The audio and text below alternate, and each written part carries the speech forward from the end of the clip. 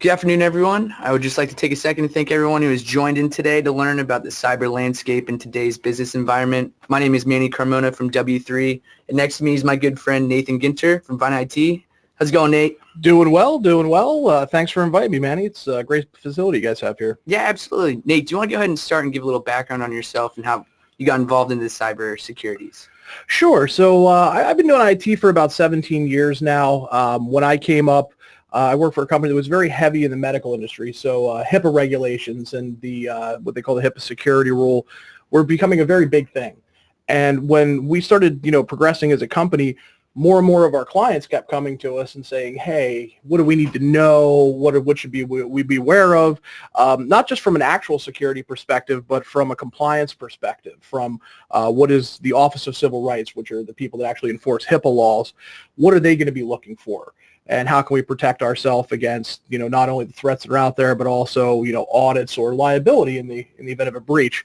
So from that, I kind of started getting into researching different security frameworks, got myself a couple of security certifications, and actually last December I was certified by ISACA, which is the company that makes something called ISO standards. Might be a little inside baseball there, but long story short, we were in the first flight of actual certified cybersecurity auditors. So I got a fair background in this kind of thing. I've written security policies for everything from little single practice law firms up to entire multi-hospital organizations. So looking forward to getting through and doing this. Fantastic. We're in good hands here.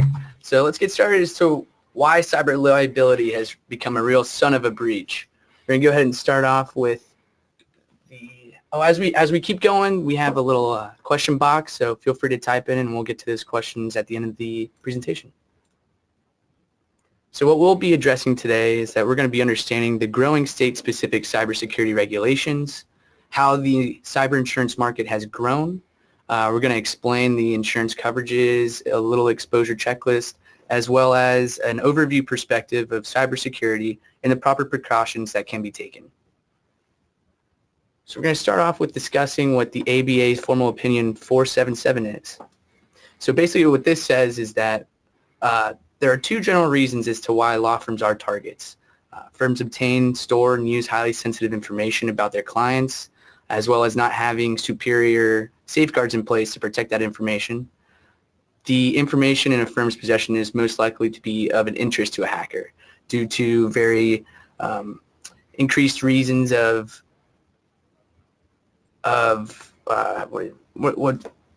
trade secrets, highly sensitive information, as well as corporate information on their clients. Low-hanging fruit. Right, exactly.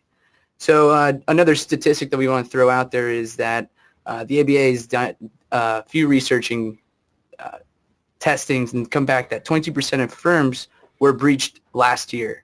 45% of the breaches targeted at firms with less than 50 employees. So basically what that is saying is that you might not have to be a big player to be a potential target for these hackers.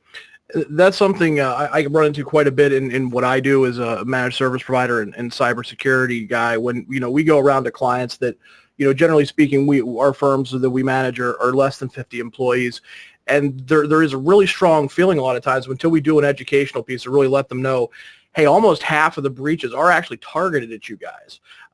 So it's one of those things that, especially with smaller firms, they generally have less resources, so they don't have a lot of the protections in place, which are not actually all that expensive. A lot of times it's just a matter of changing some workflows or going with some new layered technologies to help control your data a little bit, and something that can be done, very inexpensively. So I just wanted to point that out there as well. Yeah, absolutely.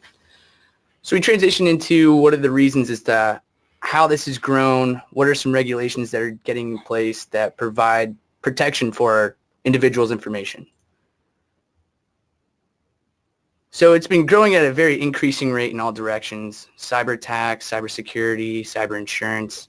The government are implementing state and international laws in order to combat these cyber attacks, as well as the majority of these new laws are holding companies accountable for properly securing individual information from a breach. We'll start with Florida law. So the Florida Statute 501-171 is basically protection for confidential personal information. Florida took a stance to unprotected personal information, requiring all businesses that stores, maintains, and uses personal information accountable for properly securing such data. Business shall provide notice to the Department of Security breach of any breach affecting 500 or more individuals in the state of Florida. Notice must be provided to the department as expeditiously as practicable, but no later than 30 days after the determination of the breach. In addition to that, notice to individuals of the breach must occur as well. Businesses shall give notice to each individual in this state whose personal information was accessed as a result of a breach. One instance is to what is defined as personal information. It is any first name or first initial and last name in combination with social security number, driver license, financial accounting number, credit card numbers, medical history, health insurance. So from a business perspective, from law firms, that number can add up really quick as to what a personal record could be. So that 500 or more might sound like a heavy number, but realistically, that can add up pretty quickly. And one of the ones we run into a lot with law firms that people don't think about when you're talking about number of records. A lot of people might think about an individual client or a case, but if you're reviewing, workman's compensation claims, say at a certain business, and you've got a report that has everybody listed and just what they had filed for, that's not one record. That can be hundreds of people at the same time. So it's important for everybody to really understand the kind of data that they have and the potential exposure there to make sure they're minimizing those people that could be affected. Absolutely, absolutely. So if you think about a hacker's perspective, you think to yourself, what are they going to be using that information for? What is the value? So a few years back, Dell SecureWorks released a report illustrating the monetary value associated with individual specific records. And so they gave basically an overview as to the expense for what you can buy on the dark web for any information. Social security numbers, $30, date of birth, $11. Like Nate had referred to earlier, that one piece of paper, that could automatically have hundreds and hundreds of records just listed.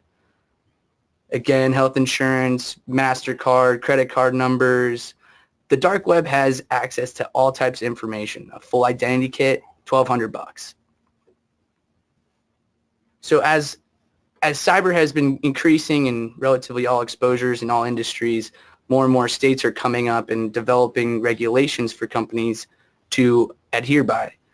For example, New York State back in March of 2017 created the 23 NYCRR 500. And basically they rolled this out, which demands all financial companies to implement a detailed framework to better protect consumer data privacy. They require supervised entities to assess their cybersecurity risk profiles and implement a comprehensive plan that recognizes and mitigates that risk. I mean, in all, it's a great idea. I mean, it truly is. The New York DFS law is actually especially interesting to the cybersecurity industry. It goes a little bit further than some of the standards that are out there in that there's specific technologies that they recommend using, which was a step that hadn't been taken in any of the other legislation that we might talk about, even HIPAA. So one of the things that's really interesting to note about that, it is a Department of Financial Services regulation, but if you are a lawyer and you have clients that are in New York, or you're dealing with a company that's in New York and subpoenaing data, you do fall under that. There's an exemption that you can take if you are doing less than $5 million worth of, business or case law there. But it is, even if you're not necessarily fully enveloped by that law, it is worth looking at the things that they're asking you to do, because every model law I've seen is that specific, some might say harsh or not. So there's some specific technologies that they'll talk about that, when I get to, I'm kind of riding shotgun with Manny here, but when I get to my portion, I'll talk about a little bit more in depth.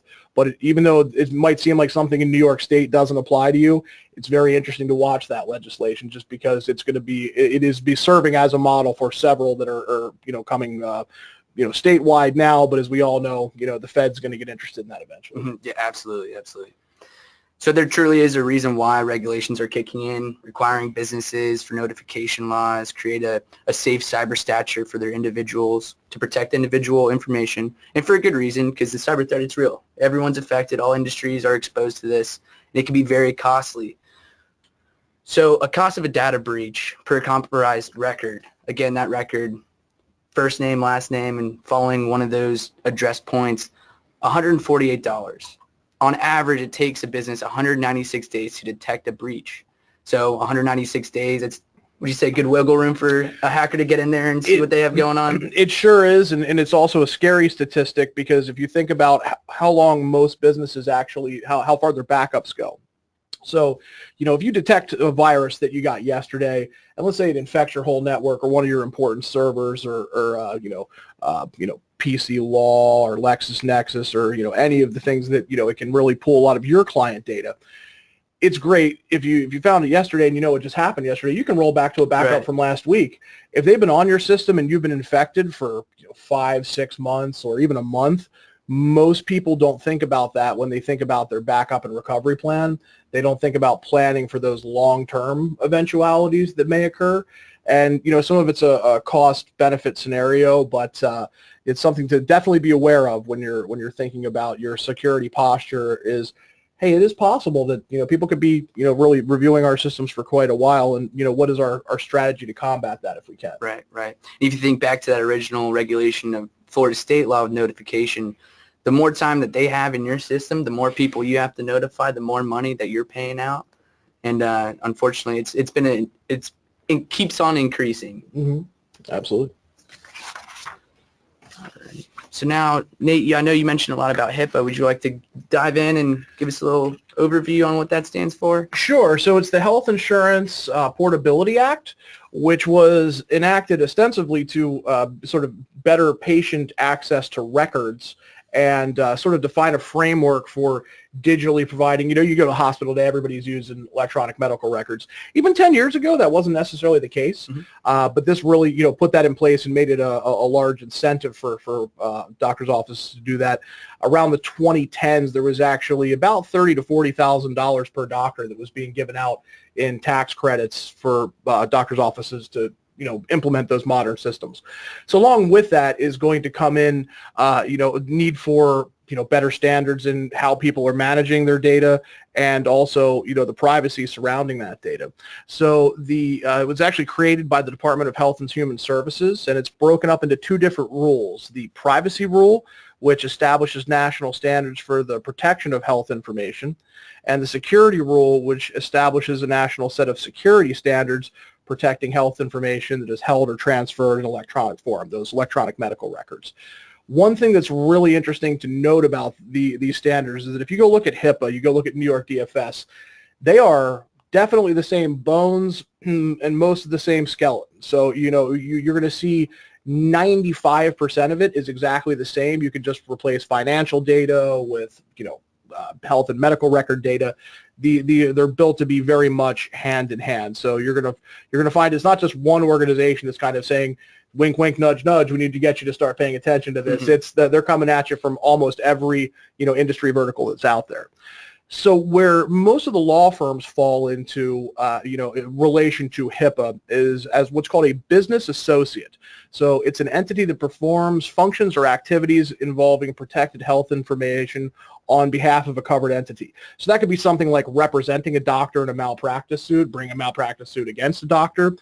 But one of the things that, I was kind of alluding to earlier, there's a lot of sideways that you could actually be into that. I talk to a lot of lawyers who go, HIPAA doesn't apply to me. I don't do anything with that. And I go, have you ever taken a workers' compensation case? Because every workers' compensation case is based on a medical problem. So, you're going, well, typically they are anyway. So you're going to run into a scenario where you have that person's medical data or at the very least treatment information, appointments about doctors or information about doctors visits, that sort of thing. So that does actually bring your firm, even if you're not doing malpractice suits, in as a business associate. So it's important to look at what that is. Basically, a business associate is just a way of saying, hey, you've got the same responsibility as the doctor who made those records, as the lawyer who's holding them. You need to protect them as well. Right. So a good takeaway is, after all these regulations we've discussed already, is to be aware what information you're holding, be aware what information needs to be protected, and what regulations are you involved in by having such information. And that kind of tees us up for the next thing that we want to talk about. And so this is the most recent law and regulation that come into fruition back in May of 2018, the GDPR. So the General Data Protection Regulation essentially is a national law where their main goal is to protect all European Union citizens from privacy and data breaches. Now, who's affected by this? Any business that holds information of EU citizens. I believe Facebook is currently going through a huge suit involving GDPR. And Google. Google. So they're in some hot waters with that. And essentially, GDPR wanted to shift the ownership of customer data from the organizations that held it and to give those rights right back to the individual itself. So it calls for a mandatory appointment of a data protection officer that will control what user data is collected, the data securely stored, as well as monitoring cybersecurity of the company. Mostly where you'll see this from a legal perspective is if your firm deals with clients that are overseas. This one specifically, they have some things about notices that you have to post on your website, even if you're taking like contact form data, hey, give us your email address, phone number, and we'll get back to you. There's a privacy notice that needs to be on there for that. This one doesn't affect Americans a ton, but like I said, if you have those, overseas clients, anybody that lives in the EU, it is something that you want to be aware of for sure. Right, absolutely. So of course, with these regulations, there can be fines that are implemented and enforced. So for instance, with the Florida notification law, again, if you were unable to contact those 500 individuals that were affected or report back in a certain amount of time, the penalty can go up to at least $500,000. Now, Nate, one of the craziest things that I was looking at was the fining for the GDPR. In the lower level, it's 2% of the worldwide annual revenue. Yeah, that's top line too. Yeah. That's not after deductions. No.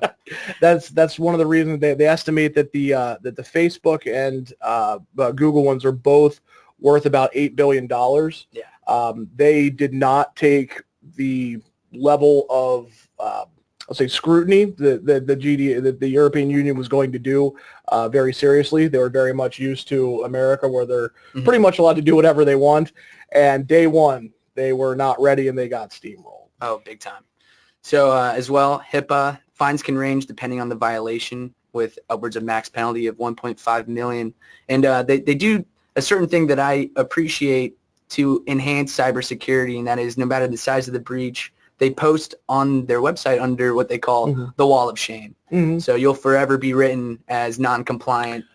I can tell you that I used to do a lot of business in Philadelphia, and there was a hospital there that a friend of mine worked at, and they had a laptop that for some reason held a copy of this large database of people that had had MRI treatments done. There were in the order of somewhere around 10,000 records. I don't remember what the actual HIPAA fine was, but I know that they did a cost-benefit analysis, cost analysis, I guess, on how much it cost actually for that between all of the notifications they had to send out, the coverage, and the actual fines, for not protecting that data properly, and it cost that hospital $20 million. Jeez. And that so obviously, when you say a stat like that, firms are going to be a little bit smaller, but they will come at you for very serious money. This is not a thing that they're playing around about. That's why it's so necessary to have people like Nathan and myself that we're able to give you the insurance that covers from the liability exposures from the hackers, as well as the insuring agreements that help you be protected from regulation and fines that you might not be aware of, but you are still compliant to adhere by. Just the client notification piece is extremely expensive. Absolutely. You can't just say, hey, we tried to call them and, we didn't get them. You got to send written notifications. You've got, depending on whether or not it has 500 or more records, most of the standards require that you actually notify the local news. So now you're going to be looking at making PR statements and responses to things. I mean, it's definitely something that prevention is better than cure, but, prevention fails. You've got to have a backstop there to help you out with those, because those costs add up quickly. Absolutely. We'll discuss that in one of our examples later on in the presentation. So how did this all begin? Where did it start? So I want to talk about a timeline of the cyber markets and coverages. So it started in 1990 by a guy named Steve Haas. He writes the very first policy with AIG, and it was solely a third-party coverage. Nowadays, it is now adapted to have first-party and third-party. And we will talk about that as we proceed on through the presentation as well. In 2000s, media policies are adapted, and they develop towards the market demand and offer network extortion coverage. However, since it was a new coverage, it contained a lot of coverage gaps. We go to 2003, and California comes out with a first state notification law, similar to that of Florida's, and it creates that law requiring notification for data breach affecting personal identifiable information. I'm sure you guys all remember 2010. That's the year of the retail. I'm sorry. Yes, 2010 year of the retail breach. Target, Home Depot, UPS, P.F. Chang's all get hit with serious hacking, extortion, notification loss. 2018, the year of Marriott, which had about 200 infected sites worldwide. That's right. And they thought they got everything back, and they went back and tested 6 months later, and they've been reinfected again by the same group. So, oh, no. So if you have a Marriott card, just check your statement. Yes, absolutely. So 2014, we now grow to switch those. 2010, we have over 50 carriers over the standalone cyber coverage. 2014 is the year of the retail breach. In 2015, year of the healthcare breach, a lot of hospitals are hit, a lot of HIPAA violations, a lot of fines enforced. And what is crazy to think about is that the cyber market itself by 2020 is estimated to reach $5 to $10 billion industry.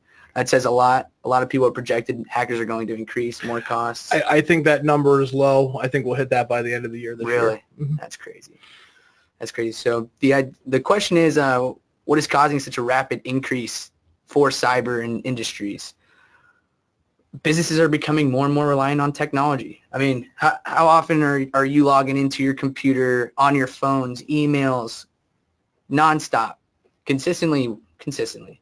So the more technology is used, the more data is stored, making it just a one-stop shop for hackers. They can go in there as dark web, the ability to sell the information, the ability to extort businesses to take away their computers so now they can't even operate. Not only that, they're able to get paid in cryptocurrency. So they're allowed to remain anonymous. So it's more enticing for them to hack because it might be easier for them to get away other than a normal criminal offense.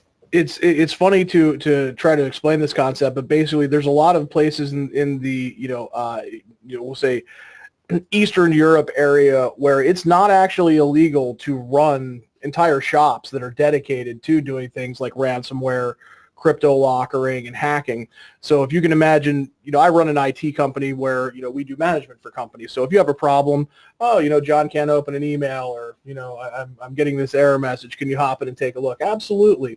So we've got a bank of people that, great guys that answer the phone and try and help people out.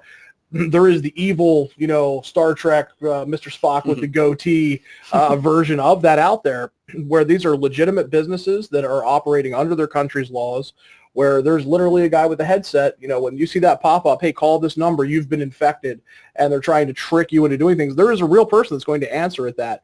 So I've actually run into some where their English is very, very good, and they're extremely helpful in trying to get you to send them money and actually further infect your machines. So when you start seeing those trends where, oh my God, there's a guy running a call center that has 100 employees that's just sitting there answering phone calls from all over the world, trying to get people, oh, you got this message? Oh yeah, well, you really better send us that money. Let me show you how Bitcoin works so that you can get us that money. There's very well-oiled machines to do that. A kit to hack a typical business, I saw you had some stats in there about what it costs to get a full identity kit. Right. To get all of the tools with a live dedicated person help desk for 2 weeks costs you $2,400 for any business that you want to attack. So it's pretty crazy the way that they've actually branched out and made that sort of black hat dark web phenomenon a legitimate business model in a lot of places. Mm-hmm. Did you by chance see the 60 Minutes episode that just came out last weekend on ransomware? Yeah. So they talk about not only businesses but cities have been hacked. You had Atlanta, I believe it was Leeds. Every city. Atlanta was an especially egregious one because Atlanta, and we'll talk a little bit more about what a vulnerability and risk assessment is later. They actually had one done that pointed out every single point of entry that was used to compromise their networks, and where their restore capabilities would fail them. They sent information for a year and a half and didn't allocate any funds to it, and then that's exactly how a group of hackers compromised their system. That's crazy. And caused a lot of chaos. It was far more expensive than the cost of the upgrades, for sure. Absolutely. And so like Nate had referred to before, they have those call centers. They have trained professionals probably in corporate buildings next to offices. And so they demand a certain amount of extortion money to allow them back into their systems. And I believe Atlanta decided to not pay the $8,000 and instead invest the $20 million to increase their cyber stature. So as throughout the years, there has been like I said, data exfiltration, extortion, pulling all these documents, and you see a steady trend increasing from 2007 up to 2017. So with stronger security measures in place and a black market saturated with an abundant amount of personal records, cyber attackers are finding less secure targets using other cybercrime methods. So that leads into one of our strongest examples for law firms, and that takes us to the DLA Piper cyber attack. What essentially happened is DLA Piper, for those that are not familiar, they're an international law firm with lawyers located in 40 plus different countries. And so they ended up experiencing a massive cyber extortion from a third party that they were involved in. What ended up happening is that they were stranded without their basic systems of email, billing, payment, human resources, and it's unfortunate to show, but almost humorous. This is the way that they were communicating to their employees on a whiteboard in their main lobby, and that's how they were able to communicate. So because of that, they went with 15,000 hours of paid overtime into trying to recover their malware that was infected, and it eventually ended up with them deciding that they were just going to have to wipe all of their systems and start from scratch. So you start to think, how are you going to be able to operate if you are unable to access your data? Litigators, unable to access motions on a deadline. Trial lawyers, preparing for arguments without key documents. Transactional lawyers, unable to communicate with clients, attempting to close million-dollar deals. Unfortunately, pros and cons with everything. Technology has allowed us so many options to be remote, to work more efficiently, but it seems as though a lot of businesses are forgetting that we're becoming too reliant on it. So we need to take those proper precautions with having Nate with the proper security in place, with cyber insurance to avoid these harmful transactions, these harmful plays. So from an association of expenses that we can use DLA Piper as an example, you have to think about how they were able to figure out what happened and how they were even hacked. So they had to hire a forensic IT team to come in and go through all of their data to see what even was taken, what information was stolen, who do they need to notify. So back to the $148 per record adds up pretty quickly, especially when your whole system is down. Crisis control, regulatory concerns, are they liable to any laws in place? For goodwill to increase that reputational harm, they offer credit monitoring, legal assistance to help. Now you have been working to recover all your data. Now you have lost of billable hours. You lose files, reputational loss. No, I mean, if I'm trying to do business with someone and I know, like for instance, with Marriott, that I don't know, maybe I shouldn't stay with them if I want to protect myself. In some cases, license can be rogued for non-compliance as well. There's a lot of costs associated with full circle of if a hacker just comes in and he's gone in 30 minutes. Now you have to pay for what has happened. Absolutely. So, Manny's given us a great foundation here for a lot of the reasons for the advance of cyber controls, both from a legislative perspective and from an insurance perspective, which are, again, you can't underestimate the value of that for sure. So I want to talk to you guys a little bit about a couple of things. So we'll talk a little bit about what the threat vectors for a lot of cybersecurity incidents are, some of the factors that can cause them internally, some of the factors that can cause them externally. And I'm going to talk a little bit about the cybersecurity frameworks and compliance standard, especially what are the things that they're telling you to do that are actually really good ideas? At Vine, we specialize in the small to medium business market. Most of our clients fall in the 25 to 50 employee range. So this isn't something that, I'm not talking to you like somebody who might be the IT manager for Target or one of those other large organizations we talked about. This is something that we're knee deep in the trenches with every day. And obviously there's always cost concerns. It's actually interesting, written into HIPAA and a couple of the other laws. They say that actually you should examine your security controls and determine what is cost effective for you. That's a big task to put on somebody who is just trying to figure out an IT budget. Most places that we go into, the office manager or whoever, the youngest person in the office is going to end up being kind of the person who's in charge of IT. That, especially, if you're trying to do a lot of other things with your job function, that can be tough. So, a professional like us is definitely the way to go for that. Just like, Manny's group here at W3 is a great group to talk to about protecting against those liabilities. So some of the threat vectors that we see commonly for cybersecurity incidents, employee theft, whether it's, physically removing hardware or taking information with them, is a giant one for breaches. That is something that is there, quite a bit. Most of the breaches, are around a third to half of them, depending on the statistics you read, are due to your employees. Now, that's whether it was willful negligence or, some sort of theft like that, or just, hey, I didn't follow proper procedures when I got a strange email and I just decided to go ahead and open up an attachment. Email security is a very interesting game. We'll talk a little bit about that under external threats, but it really is both an external and internal threat. Poor systems design and security is another one that's a big deal. So bad security software or no security software or hardware processes is something that we run into a lot, especially with smaller firms. They think that, oh, this doesn't apply to me, or one of the ones that I hear all the time is one of my favorite statements is, oh, well, our data's in the cloud, so I don't worry about it. That is not a true statement. There are a lot of great cloud providers out there, but most of them don't have a lot of the important security features and the auditing capabilities enabled by default. They make it as easy for you to use the system as possible, and a lot of times that involves just leaving those security options off. One of the big ones, if there's a couple of takeaways from this speech from a actual technical perspective, every system you're using where you're accessing client data, you should be looking at something called multi-factor authentication. Sometimes it's called two-factor authentication. You've seen this if you've gone to log into your bank account for the first time after 30 days or from a new location, where they might text you a 6-digit code, or there's an app that pops up on your phone that says, would you like to allow this connection? It can look like a lot of different things, but that's one of the most important things that you can do these days to secure wherever you've got employee data.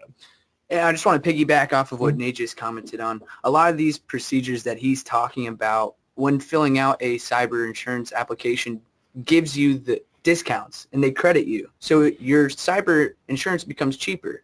So not only are you increasing your security posture by going with someone like Nate, but also it's making it cheaper when you go and buy a cyber insurance policy to get that full secured posture. And it's funny too, a lot of times when we go in and we'll talk to somebody about, hey, where's your client data at? Well, we use an agency management system or a firm management system. There's a bunch of them out there, but LexisNexis makes them, PC Law, there's a lot of different booking systems out there. And you'll go, okay, so that's great. And they're like, well, that's cloud-based, and hey, we even have multi-factor authentication set up there. And I go, well, that's awesome. So those documents that are related to your case don't just, magically appear in NetDocs or WorldDocs. How do they get there? Well, the clients will email them to us, or they'll give it to us and we'll scan them in, and then we'll send them up to the cloud. Okay, so your email has a bunch of client data in it. All right, so let's make sure we get some two-factor authentication on that as well. Those things that you might not think about, those large multifunction scanners, a lot of them by default save a list of every job that's ever been scanned on them. So it's interesting. Sometimes you can literally pull up the hard drive of one of those printers, and you'll have 30,000, 40,000 documents sitting in a little drive that most people rent from their printer company. So when it's time to get a new one, they just send it right back. and out the door just went tens of thousands of records that have been scanned over the last however many years. So there's a lot of little things like that that can be addressed by a good, security professional coming in and giving you an assessment. So another thing that is a big internal cause of cybersecurity incidents is lack of security planning. So there's no accountable training, meaning that most employees, they sign a little package when they first start that has a list of do's and don'ts, and no one ever revisits it again. You should have a good, robust online training program. There's places out there that can do it for a couple bucks a month per employee, and make sure that they're staying abreast of not only what you should do, what you shouldn't do generally, but also the latest trends. Hey, here's some emails that are coming out. Here's some attachment hijacks. Here's what it looks like when you go to a site and they've been compromised. How to spot those kind of fake login portals that are trying to steal your credentials. Another big issue with lack of security planning, we see this all the time, where there's actually no security program whatsoever. So the first step of an assessment when I go in to do one is I say, hey, can I see your IT and security program? I get a lot of blank stares, and that's okay. If you're in that position, don't feel bad. Just start putting a plan in place to remediate that. If you don't have a program that defines what you want to be doing and how you're going to accomplish it, it's never going to get done. That's also, by the way, the first thing that a government auditor will ask for. If you ever do have an incident or you get picked for a random audit, they're going to ask for that data, and if you don't have that, that's a big problem. And then thirdly, the last thing really from an internal design perspective, nobody has any monitoring or alerting set up on anything. So if there's a new account that's been created in the system that holds your patient data, that's an administrator, which means they have the ability to view everything and change permissions and go into whatever they want at the very minimum. Is there anybody in your organization who's notified about that? Is there an email that happens or a phone call? What does that process look like? A lot of people don't, which is the most basic thing. I mean, when you think about security, one of the first things that people will do when they're compromising a system is make themselves administrative access, which means they've got the keys to the kingdom. Well, if you don't have any kind of alerting set up for when that happens, that's the most basic thing. You're in a bad way. So again, if any of this stuff sounds scary or highly technical, don't worry about it. Obviously, at Vine, we can help you out with that, but there's security consultants all over the country that do the same thing. Not as good as us, of course, but they do it. So from an external threat perspective, there's some interesting things going around. So, we all know that we have to worry about our emails. So there's phishing schemes that are out there. There was a really interesting one with a guy called PewDiePie, who people were tricked to click on a certain link, and it actually made their printer print out pictures of him, and it was promoting his YouTube channel. That's a fairly innocuous one, but we've all run into those things where, hey, please open this attachment. This is for your UPS bill of lading, which is a pretty innocuous sounding one, and a lot of people that are in shipping will just pop those open. Oh, and it turns out that was an infected PDF or an infected Word document. So those things are always trouble.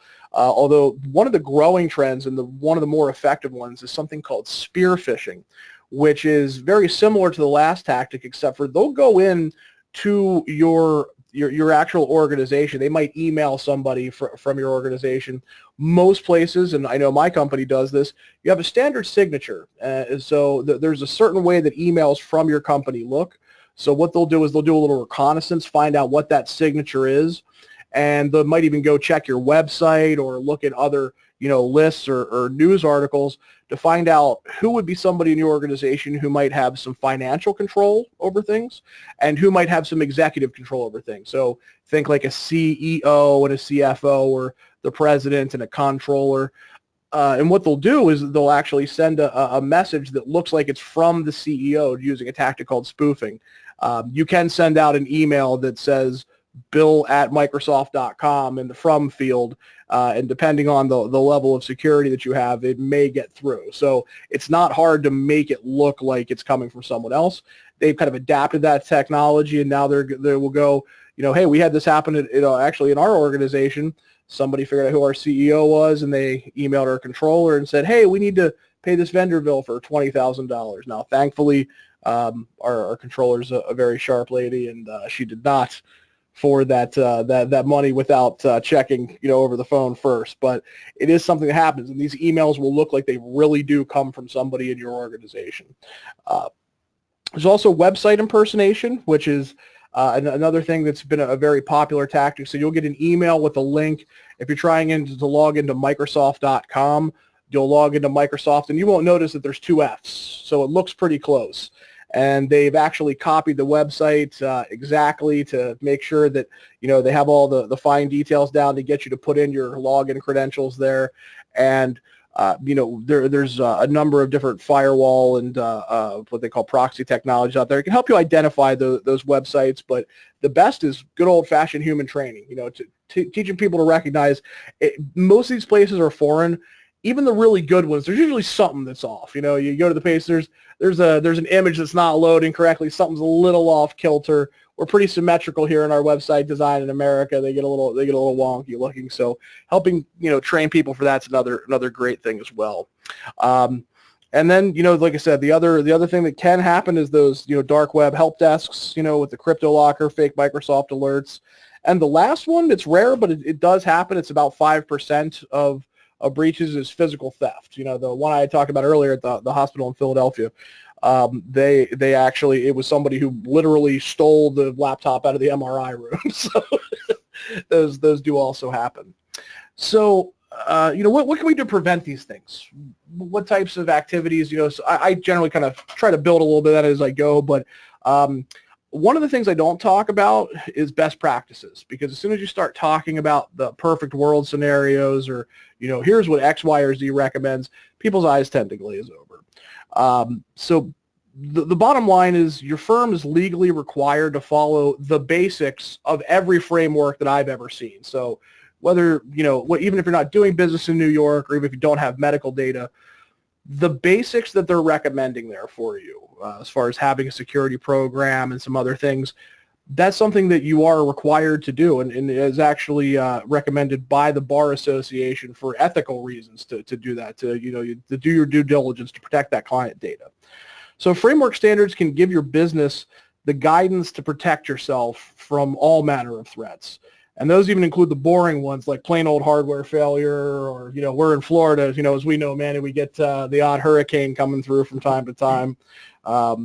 So, it's something that is not just a good idea to do from a perspective of, well, I don't want to have a problem with, a certain regulatory body or I'm worried about hackers. It can actually save your business money too. Having a good, robust security program also includes a good disaster recovery program. Absolutely. So, if anybody, who's been doing this stuff long enough has lived long enough to see a business down for a couple of days due to some hardware failure, and you can really do a lot of simple things in a very cost-effective way to minimize that sort of thing. It falls also under your loss of billable hours there. So, what is this a security framework or standard? It's a collection of policies, recommended or required procedures that, when implemented, will drastically lower the chances of an impact, chances and impact of a data breach. So we've talked about HIPAA security rule out there, GDPR. The one that we base everything on is one called NIST. That's the National Institute of Standards and Technology.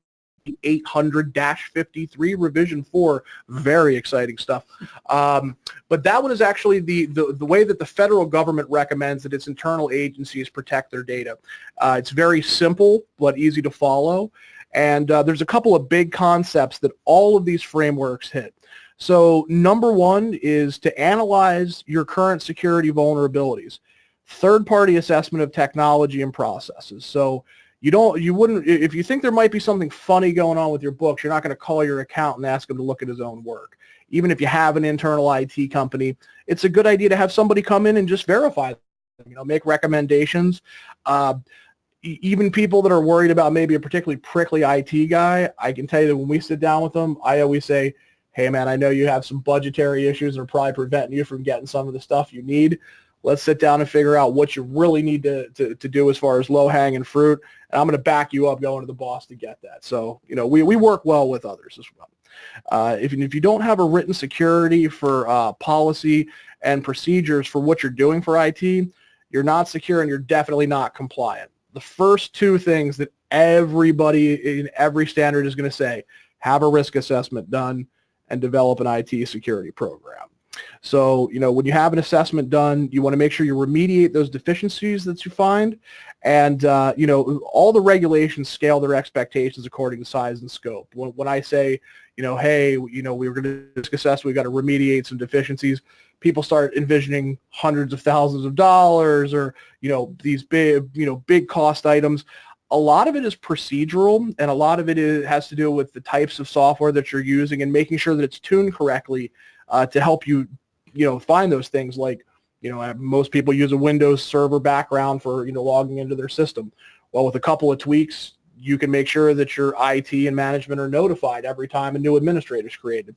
Little things like that actually don't cost. It's just a matter of making sure they're configured. Always handle the low-hanging fruit first. No one I've ever gone into has no risk or no vulnerabilities. That's from the jump. So, there are some low-hanging fruit that you can do, things like two-factor authentication, making sure your alerting is tuned correctly, that don't even really cost you any money. It's just a matter of having the time and expertise to actually do them, and the buy-in from the employees to make sure that, we have to enter in this 6-digit code now, we do it. I know that's a bummer, but that makes it so that somebody in Chechnya can't just log into your account even if they have their password. So definitely something that you want to make sure you have a whole company mentality for approaching. Number 2 is develop an IT and security program. Define your policies and don't live in fantasy land. If there's things that you're not doing, or there's things that you're just like, hey, sure, we can't really lock down the particular scan share that we use. There's only a couple of records in there. Well, then just list that as a risk. If there's only a couple of records at a time going into something that maybe not be the most secure thing, put that in your risk register, and that way you know where the risk is, and you can get the appropriate amount of insurance, and you haven't lied in anything that you're doing when you hand that over to an auditor or a regulator if they happen to come in.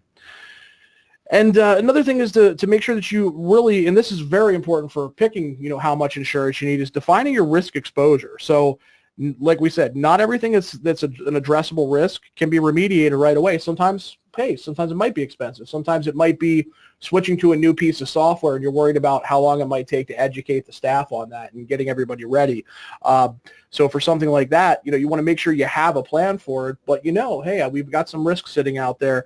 Maybe this year we carry a little bit more liability insurance than we did, in the previous year until we get that squared away.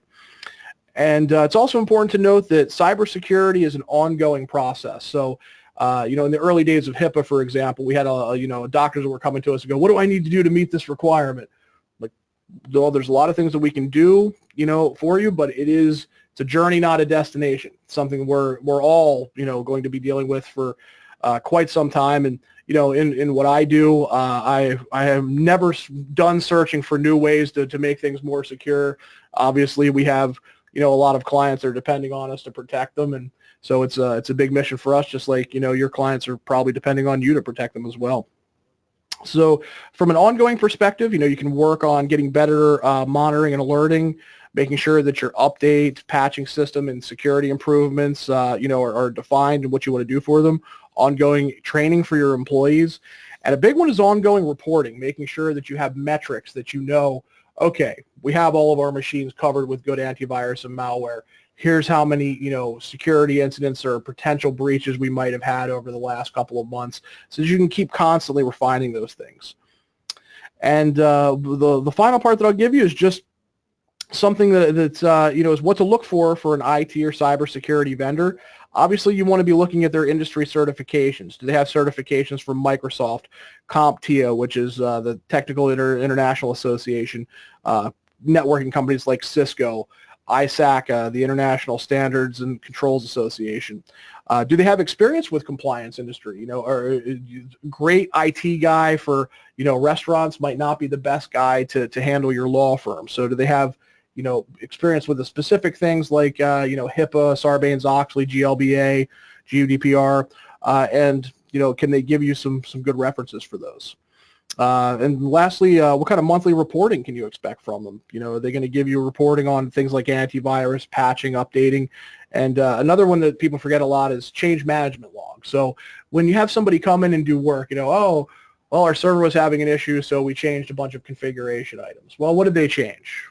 I don't know, they fixed it. Well, you want to be documenting what they're doing, because sometimes we will reduce security in an attempt to get things working quickly, and you want to make sure that good records are being kept by the people working on your network for what they're actually doing.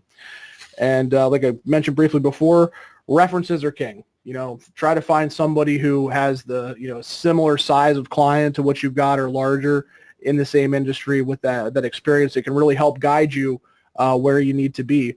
And anybody who's not recommending that you make some changes, if you've been doing the same thing for many years, is probably doing you a disservice. So look for somebody who's going to challenge you, but still understand your budgetary needs and constraints there. So I'll turn it back over to Manny now to talk a little bit about the other important aspect of cybersecurity, which is that cyber liability coverage. Absolutely. Thank you, Nate. So I want to review over the explanation of coverages that you will typically see in an insurance policy. Again, not, as Nate had said before, not everyone's, you got to know your budgetary and your risk exposure as well. So it is able to be adapted to fit your needs. It is divided into two parts. You have your third-party liability as well as your first-party liability. So from third-party, think about your customers. They can be also your trade partners, suppliers, buyers, basically anyone that you're conducting business with. Now, third party, if I'm doing business with Nate and due to my negligence and poor security, I have been infected by a malware and transferred over to Nate.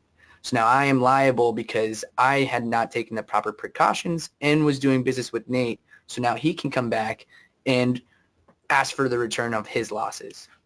So first-party liability, think about as taking care of your business itself.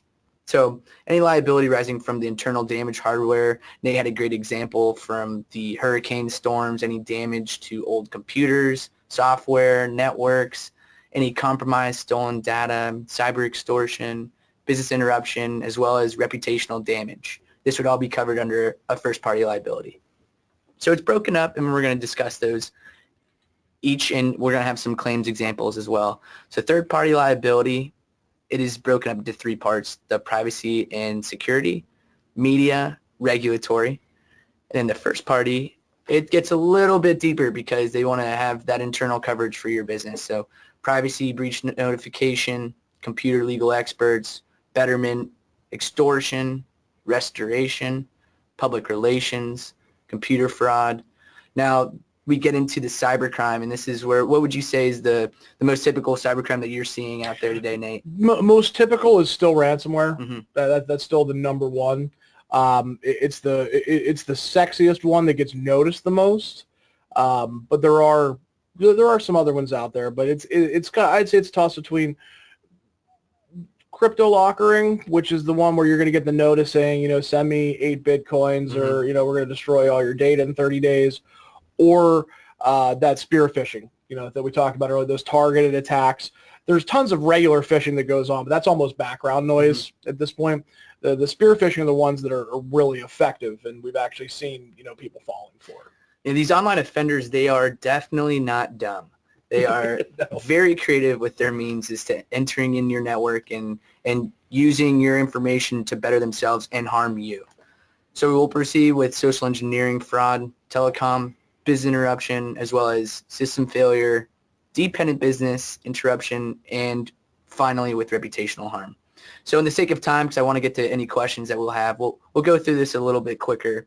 So basically, privacy and security, that's coverage for claims arising from unauthorized access to data, failure to provide notification of data breach, failure to destroy confidential information, compliance with privacy policy.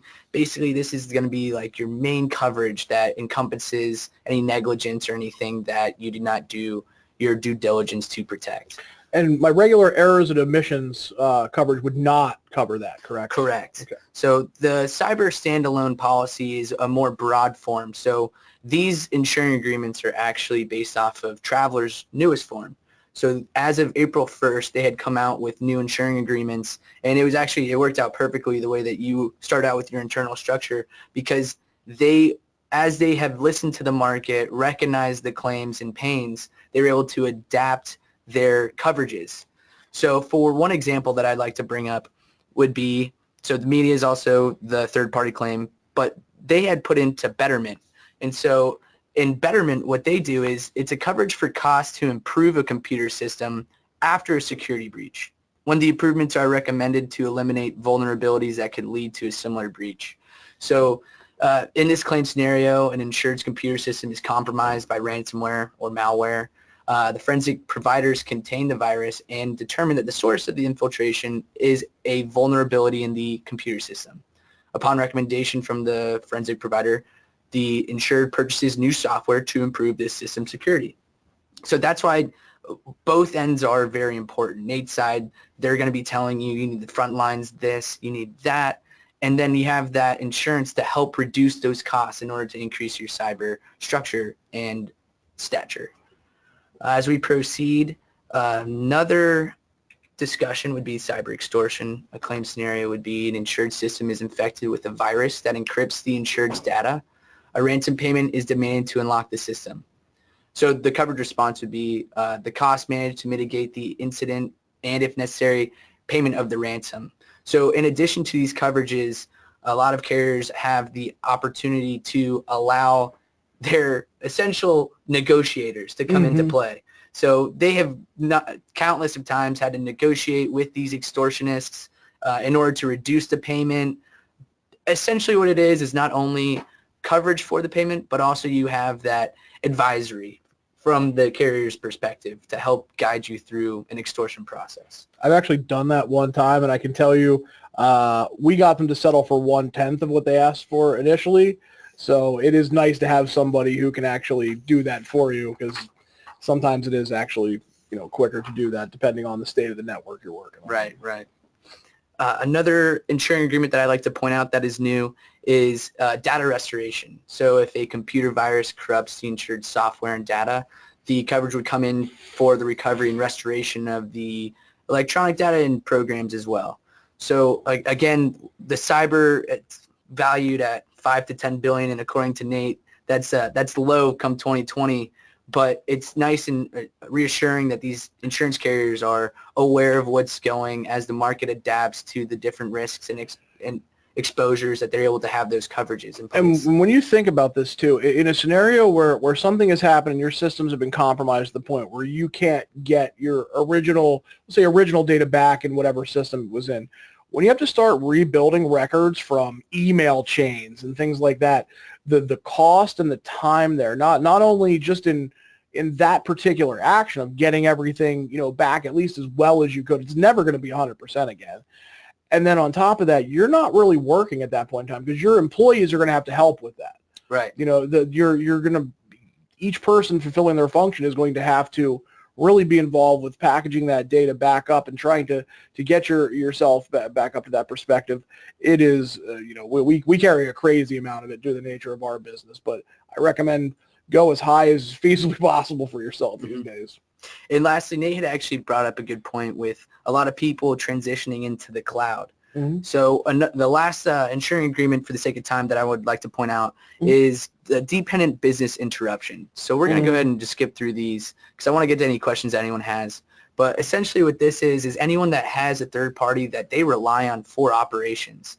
And like I said, it's very easy for someone to become infected and to transmit the malware or extortion, or any other harm to a third party involved. So if a cloud service provider is infiltrated and is unable to do their part of the business, and as a result, your business is unable to operate, they do have coverages that will respond and help pay to the insured for their loss of income as a result of the disruption expenses incurred to restore operations. So a good way to think about that when you hear cloud providers. So think Office 365, Gmail, those sorts of services, OneDrive and G Drive and the like of that.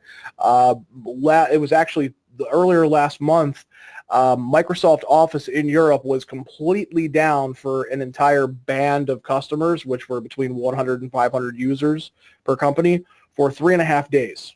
They had zero functionality. Those businesses absolutely could not access email. If you had Microsoft phone services, you weren't making phone calls. And if you had their file servers, you weren't accessing any files.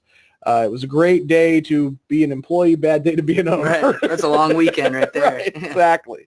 So these things can happen, and that is just the tip of the iceberg. So this is something that's excellent, really, something that I think people can get a lot of peace of mind out of, for sure. Absolutely. And that's essentially what you're buying. You're buying that peace of mind because, again, you don't know what angle these guys are going to come at you at and where you're going to get fined and have to pay. So it's important to understand, to do a mental checklist to see if your company does even have an exposure. So that leads us right into the cyber exposure checklist. So you have to think, what type of information and records of your employees or third parties are you storing? Not only do you have to think about your customers, but how about your team? How about your employees that are working for you? You have to think about their records that you might have on hand. Do you guys have an active website? Materially posted could lead to copyright, trademark infringement, or defamation. This is all covered in the insurance policy as well. Do you deal with those cloud providers that Nate had just described? How often are your employees using mobile technology for operations? Are they connecting to unsecured networks while they're out in the field? Are they accessing data that's sensitive that could allude to hackers to go into the network? We were talking about, does your email, do they get attachments that have client data in? Right. Do you guys accept credit card payments, electronic payments, online bills? 25% of all data stolen is credit card and other payment information. So this category of data is highly desired for criminals, like we said, on the black market. And we saw those pricings for each card. Do you allow your employees to use personal devices to connect to your network? People come into the office, check Instagram, check Facebook, and that might, because of that, associated through the Wi-Fi, could get into your system. How often are you training your employees on proper email use, privacy issues? Businesses store customers' corporate confidential information.